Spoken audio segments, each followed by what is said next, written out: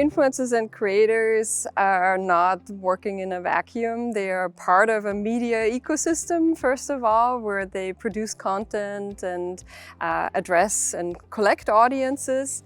But they also have started to work increasingly with brands, and that has really professionalized their work. And so in this ecosystem, we now also have intermediaries, we have also technology companies that help influencers. So there's a whole little ecosystem, a business ecosystem around the influencer.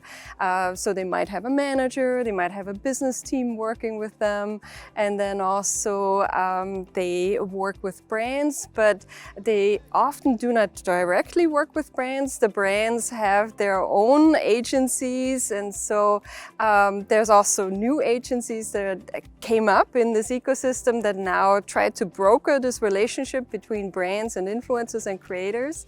And then we also now have a new trend, and that is influencer-owned brands. So the influencers are now actually realizing that they have more than just communication skills, that they actually know the market very well and can create products.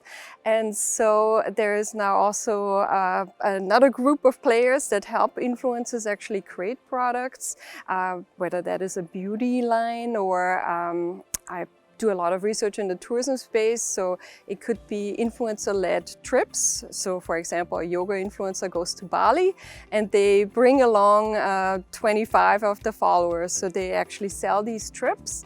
And so there's now tour operators or specific agencies that focus on merchandising and also influencer-owned brands.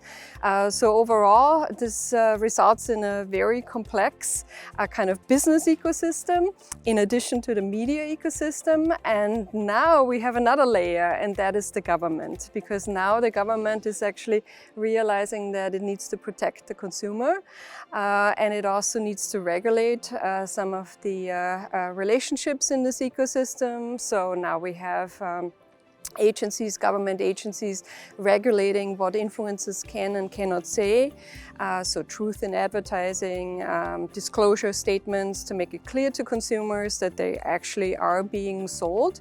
And so now we also have government agencies very much being part of this ecosystem, and I think in the future will be even more important because this regulation also in Europe with privacy protection laws, this is becoming a big issue, and so I think it will become ever more complex, but that's also good for the consumer, for the audiences, because there will be more protection.